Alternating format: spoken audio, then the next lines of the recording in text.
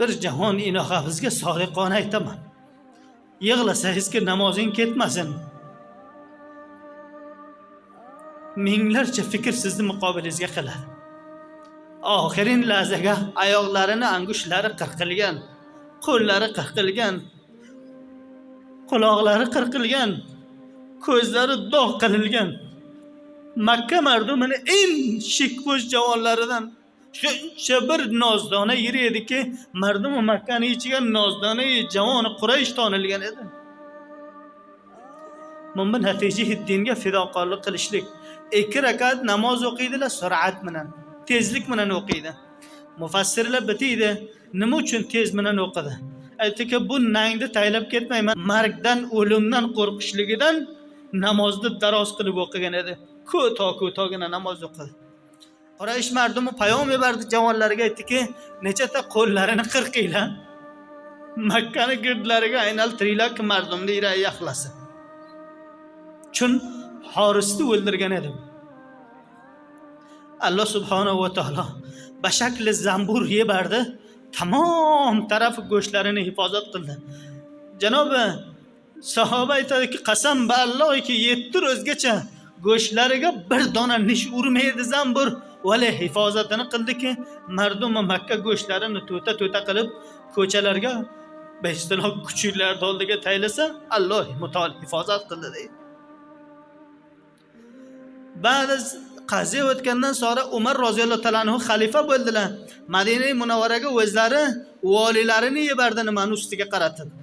Makkani ustiga aytib, bir vali musulmonlarni imorat hukumatini tarafidan, xilofatini tarafidan shu yerga to'xtasin. Mardum Makka yig'ilib bordi musulmonlar. Aytdi, janobi xalifa Rasul Xudo, bizlarga yebargan valingizdan bizlarda bir shikoyatimiz bor. Bu kishi haftaga bir dafa behush bo'ladi. Harchiki tabiblarni ketiramiz, hushga kelmaydi. Lihozo vali bo'layotgan kishi hamisha hush va fikri joyiga bo'lsa. Bizlar shikoyat qilamizki, Rasul Xudoning xalifasiga shu valisini tabdil qilsin, bir valiydiga bizdan markazdan yebarsin. Umar roziyallohu taolo anhu payom berdilarki, "On vohid men oldimga kelasan." Janobi Said roziyallohu taolo anhu vali edilar. Talattirardilarki, "Ey Said, nima uchun bu mushkiling bor edi? Menga ro'za avval peshnod bermadingki, seni men vali tayin qildim musulmonlar ustiga." Aytdilarki, "Yo xalifa Rasul Xudo, bir payomim bor, bu o'zimda oldimga rozi ediki, majburman haysam sizga." U shudiki, har haftani oxiriga tan'im mavzusidan o'taman xilofatimni oldiga, o'sha viloyatimni oldiga borsam, Hazrati Xubayb roziyallohu taolo anhu osilgan joyni ko'raman. O'sha sahnaga men kichkina kishi edim dedilar.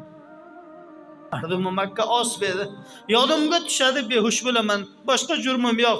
Hazrat agar viloyatdan meni chiqaraman desangiz, qablaziki meni viloyatdan munfaq qilsangiz, o'zim iste'fo beraman agar jurmim shu bo'lsa.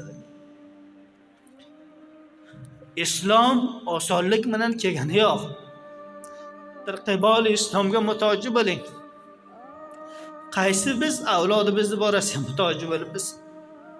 Qaysi biz avlodimizni bir shappo turib bizga bacham namozing tark bo'lmasin. Kelinim, meni o'yimga kelibsan, qizimcha ko'raman, o'lib bir taqozom bor. U shudiki bu xonavadaga namoz naboyat tark bo'lsa.